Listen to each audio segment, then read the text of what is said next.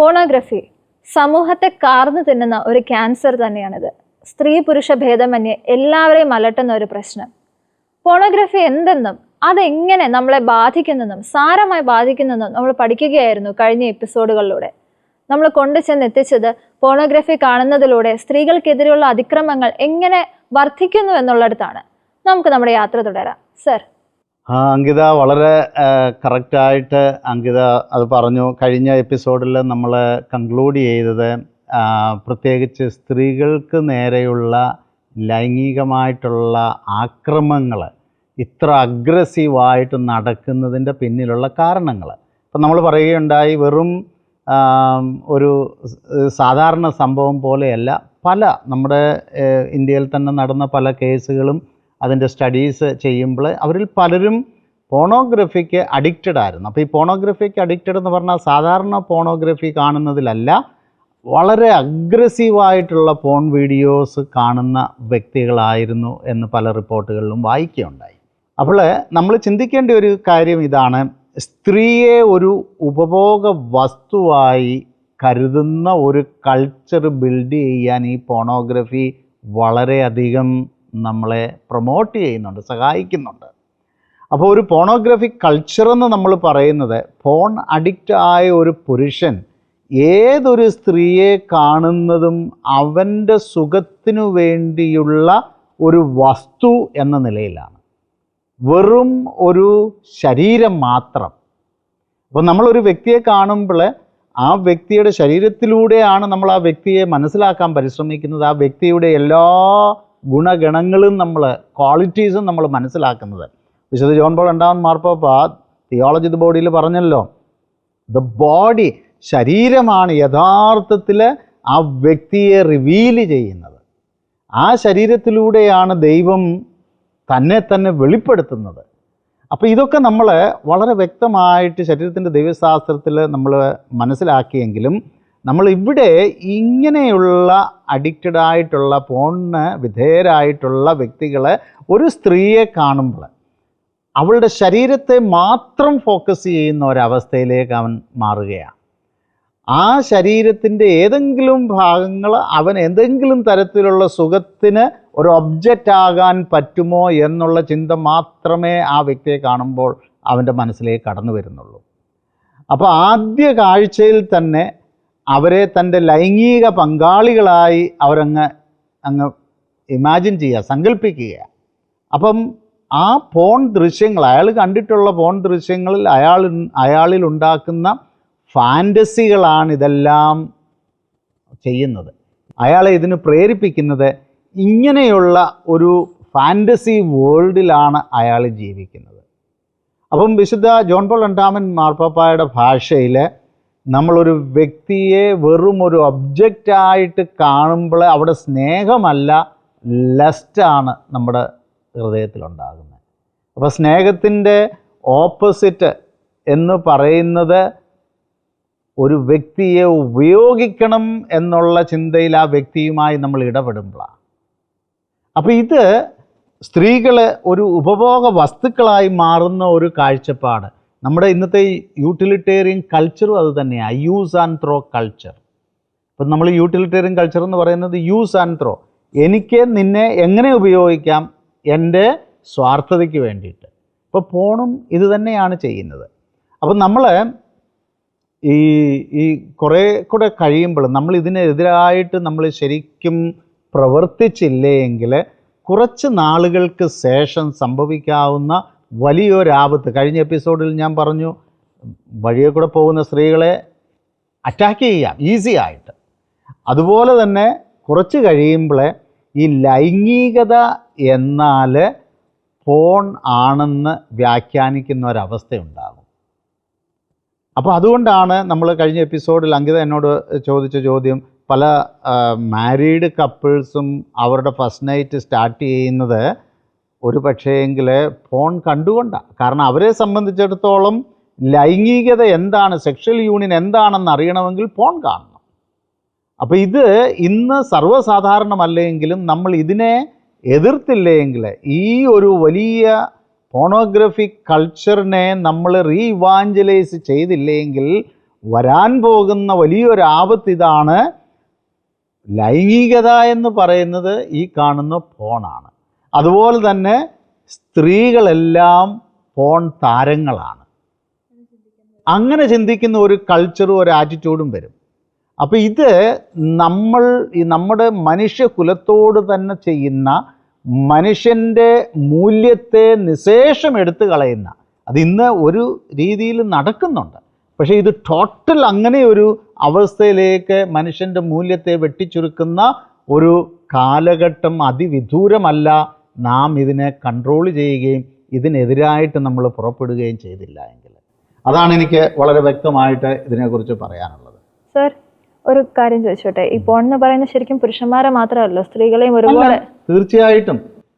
Phone നമ്മൾ ചിന്തിക്കും പുരുഷന്മാർ മാത്രമാണ്. ഒരു കാലത്ത് പുരുഷന്മാരായിരുന്നു, കാരണം സ്ത്രീകളാണ് കൂടുതൽ അവർക്ക് കാണാൻ ഇൻട്രസ്റ്റഡ് ആയിട്ട് ആ രീതിയിൽ. പക്ഷേ ഫോൺ ഇൻഡസ്ട്രി ഞാൻ പറഞ്ഞല്ലോ, അതൊരു $1 ബില്യൺ ബിസിനസ്സാണ്. അപ്പോൾ പല രീതിയിലും അവരുടെ ബിസിനസ് വർദ്ധിപ്പിക്കാനായിട്ട് അവർ ഒരുപാട് കാര്യങ്ങൾ ചെയ്യുന്നുണ്ട്.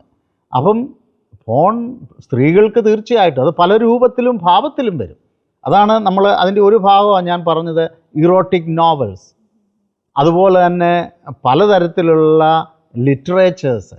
സ്ത്രീകൾ ഒരു പക്ഷേ വെർച്വൽ സ്ക്രീനിനേക്കാൾ ഉപരി അവരുടെ ആ പിയർ ഗ്രൂപ്പിൽ, ഈവൻ സ്കൂൾ കുട്ടികൾ വരെ അവരുടെ പിയർ ഗ്രൂപ്പിൽ ഇങ്ങനെയുള്ള നോവലുകളും, അത് നമ്മൾ ഏതിൽ നോക്കിയാലും നമുക്ക് ഇപ്പം നമ്മൾ ഡിസ്നി അല്ലെങ്കിൽ നെറ്റ്ഫ്ലിക്സ് ഇതിലൊക്കെ നോക്കുമ്പം ഫോൺ മയമുള്ള സകലതും നമുക്ക് കാണാൻ സാധിക്കും.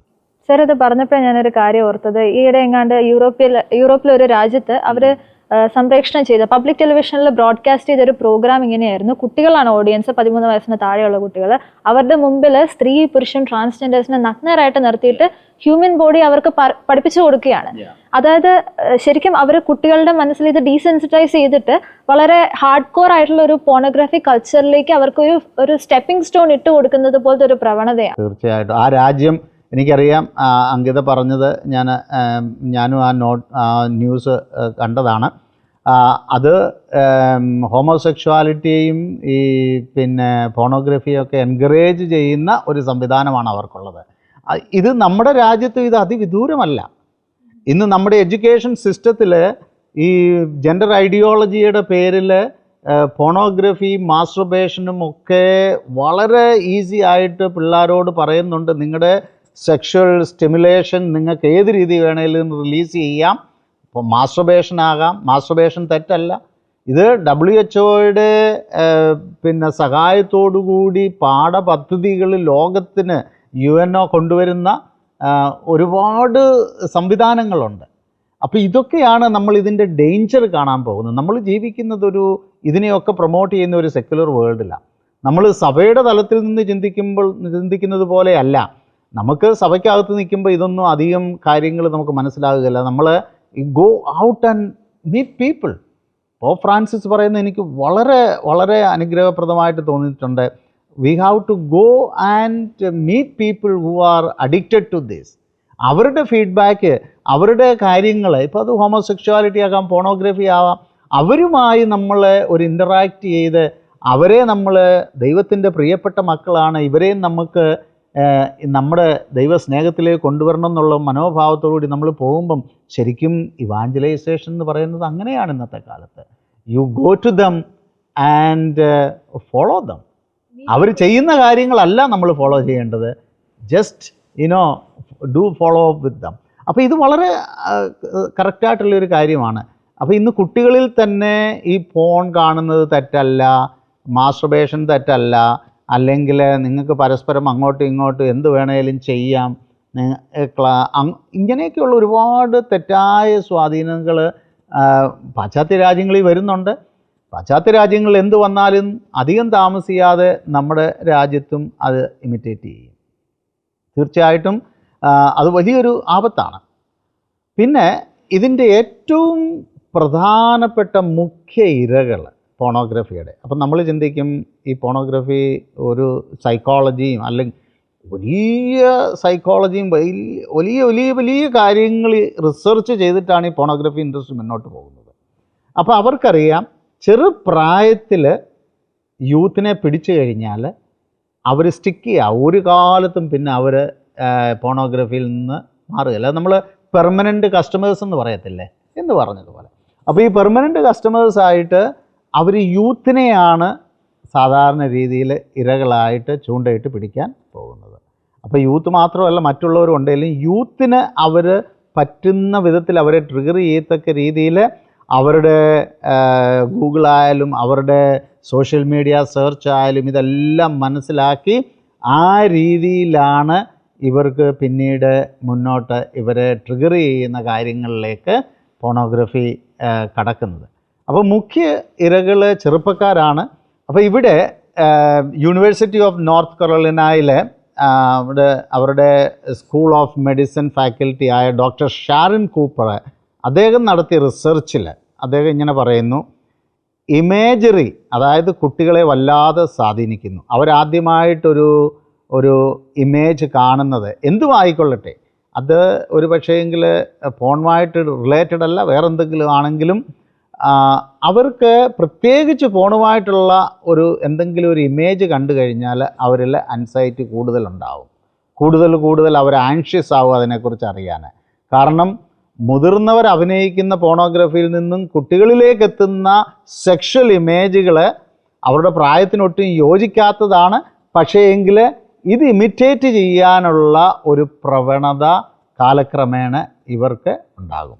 അതാണ് അതിൻ്റെ വേറൊരു തിന്മയായിട്ടുള്ള വശം. അതുപോലെ തന്നെ ഇവരിൽ ഈ ഇമേജസ് ഇങ്ങനെ കിടക്കും. കുഞ്ഞുങ്ങൾ സെക്സിനെ കുറിച്ച് പറയുമ്പോൾ, സെക്ഷൽ റിലേഷൻഷിപ്പിനെ കുറിച്ച് പറയുമ്പോൾ ഈ ഇമേജസിൻ്റെ വെളിച്ചത്തിലാണ് പിന്നെ അവർ പലതും മനസ്സിലാക്കുന്നത്. അപ്പോൾ ഇവിടെ നമ്മൾ അതിൻ്റെ കാരണം ഡോക്ടർ കൂപ്പർ പറയുന്നത്, മുതിർന്നവരെ അപേക്ഷിച്ച് കൗമാരക്കാരും കുട്ടികളും ഫോണിന് എളുപ്പത്തിൽ അടിമപ്പെടാനുള്ള കാരണം അവരുടെ ബ്രെയിനിലുള്ള മിറർ ന്യൂറോണാണ്. അപ്പം നമ്മുടെ ബ്രെയിനിൽ പലതരത്തിലുള്ള മിറർ ന്യൂറോൺസ് ഉണ്ട്.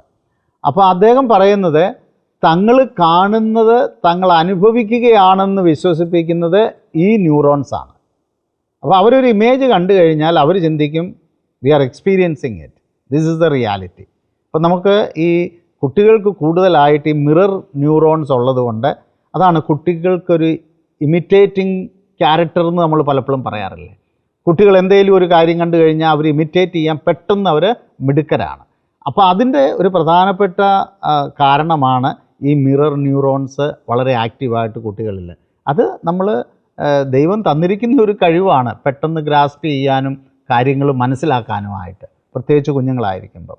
അപ്പോൾ അവർ ഇങ്ങനെയുള്ള വീഡിയോസ് അവർ ആദ്യമേ കാണുമ്പോൾ മറ്റുള്ളവർ ചെയ്യുന്ന പ്രവൃത്തികൾ അത് ഇമിറ്റേറ്റ് ചെയ്യാനുള്ള ഒരു പ്രവണത ഞാൻ നേരത്തെ പറഞ്ഞതുപോലെ അത് തീർച്ചയായിട്ടും ഉണ്ടാവും. അപ്പോൾ അവർ കാണുന്ന പോണോഗ്രഫിക് ഇമേജസ് അത് ഇമിറ്റേറ്റ് ചെയ്യാനുള്ള എല്ലാ സാധ്യതകളും ഉണ്ട്. അതുപോലെ തന്നെ they will get more excited to see more.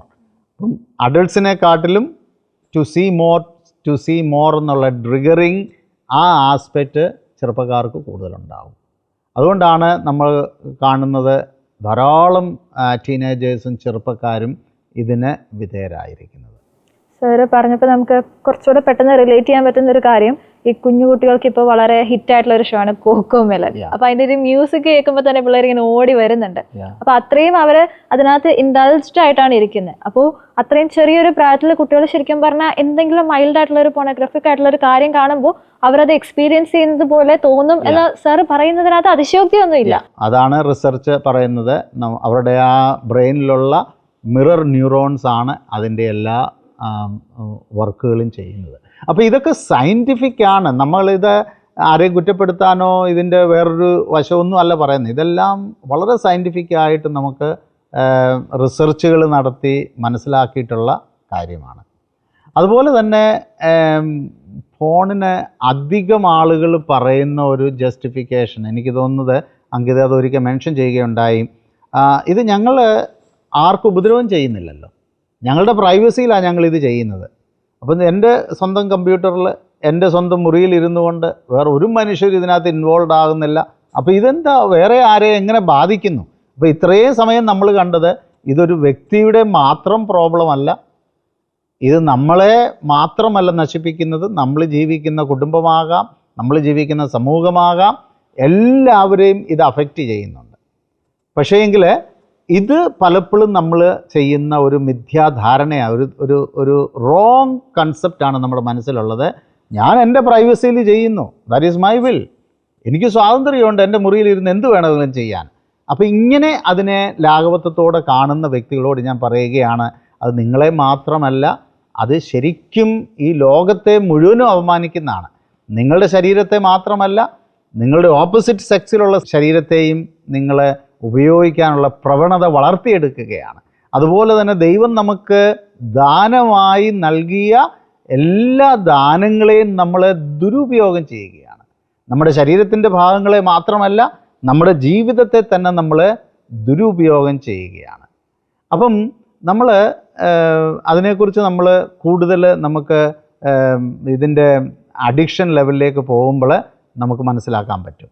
Sir, വളരെ ചെറിയ കുട്ടികളിൽ തൊട്ട് നമ്മളിങ്ങനെ ഫോൺ എക്സ്പോസ്ഡ് ആക്കുകയാണെന്നുണ്ടെങ്കിൽ അവർ സ്വാഭാവികമായിട്ടും അതിനോട് അഡിക്റ്റഡ് ആവാൻ സാധ്യതയുണ്ട് അല്ലേ? പക്ഷെ എന്നാലും ഈ അഡിക്ഷൻ എന്ന തലത്തിലേക്ക് വരാതെ ഫോൺ കാണാൻ പറ്റും എന്നാണ് പലരുടെയും ക്ലെയിം. അത് പോസിബിൾ ആണോ സർ? തീർച്ചയായിട്ടും പലരും പറയുന്നത്, അവർ ജസ്റ്റിഫൈ ചെയ്യുന്നത്, ഞങ്ങൾ വല്ലപ്പോഴുമൊക്കെ കാണുന്നുണ്ട്, പക്ഷേ ഞങ്ങൾക്ക് നല്ല ബോധ്യമുണ്ട്. ചെറുപ്പക്കാരും എന്നോട് പറഞ്ഞിട്ടുള്ളതാണിത്. ഞങ്ങൾക്ക് നല്ല ബോധ്യമുണ്ട്, എപ്പോൾ അത് നിർത്തണമെന്ന് ഞങ്ങൾക്ക് തോന്നുന്നോ അപ്പോൾ നിർത്താൻ പറ്റും. ഞങ്ങൾക്ക് നല്ല വിൽ പവറാണ്. അത് ഏത് തലത്തിൽ എത്ര പ്രാവശ്യം ഞങ്ങൾ കാണണം, ഇതൊക്കെ ഞങ്ങൾ കൺട്രോൾ ചെയ്യുന്നുണ്ട്. അപ്പോൾ ശരിക്കും ഈ ഫോൺ നമ്മൾ ആദ്യ എപ്പിസോഡുകളിലൊക്കെ കണ്ടു, ഇത് ഒരു മദ്യാസക്തി പോലെ അല്ലെ ഡ്രഗ് പോലെ ഇത് അഡിക്റ്റഡ് ആകാനുള്ള എല്ലാ സാധ്യതകളുമുണ്ട്. എനിക്ക് തോന്നുന്നു നമ്മുടെ സമയത്തിൻ്റെ പരിമിതി മൂലം അടുത്ത എപ്പിസോഡിൽ തീർച്ചയായിട്ടും ഇതെങ്ങനെയാണ് അഡിക്റ്റ് ആകുന്നത്, അല്ലെ അഡിക്റ്റ് ആകാതെ നമുക്ക് കാണാൻ പറ്റുമോ എന്നുള്ള കാര്യങ്ങൾ തീർച്ചയായിട്ടും നമുക്ക് ഡിസ്കസ് ചെയ്യാം. ഫോൺ എന്നുള്ളത് അതൊരു ഇൻഡസ്ട്രിയാണ്, ഒരു ഓർഗനൈസ്ഡ് ക്രൈം തന്നെയാണിത്. നിങ്ങളെയൊക്കെ അതിൻ്റെ വരുതിയിലാക്കാൻ വേണ്ടി ആർക്കൊക്കെയോ ഏതൊക്കെയോ നിഗൂഢ ശക്തികൾ അതിൻ്റെ പിന്നിൽ പ്രവർത്തിക്കുന്നുണ്ട്. ആ ഒരു യാഥാർത്ഥ്യം നമ്മൾ തിരിച്ചറിയണം. അതിലേക്കും അതുപോലെ തന്നെ ഫോണിൻ്റെ അഡിക്ഷൻ ആ ഒരു ആസ്പെക്റ്റിലേക്കുമൊക്കെയാണ് നമ്മൾ ഇനിയുള്ള ദിവസങ്ങളിൽ എപ്പിസോഡുകളിൽ നമ്മൾ കാണാൻ പോകുന്നത്. അതിനു മുൻപ് നിങ്ങൾക്ക് എന്തെങ്കിലും ചോദ്യങ്ങളോ സംശയങ്ങളോ ഉണ്ടെന്നുണ്ടെങ്കിൽ ഞങ്ങളെ കോൺടാക്ട് ചെയ്യുക. ഇമെയിൽ ID പ്രൊവൈഡ് ചെയ്യുന്നുണ്ട്. നിങ്ങളുടെ ചോദ്യങ്ങൾക്കുള്ള മറുപടികളുമായിട്ട് ഫോൺ നമ്മെ എങ്ങനെ അഡിക്റ്റഡ് ആക്കുന്നു എന്നിവയെക്കുറിച്ചൊക്കെ അടുത്ത എപ്പിസോഡുകളിൽ നമ്മൾ കൂടുതൽ ഡിസ്കസ് ചെയ്യുന്നതായിരിക്കും. അതുവരേക്കും താങ്ക് യു സോ മച്ച്.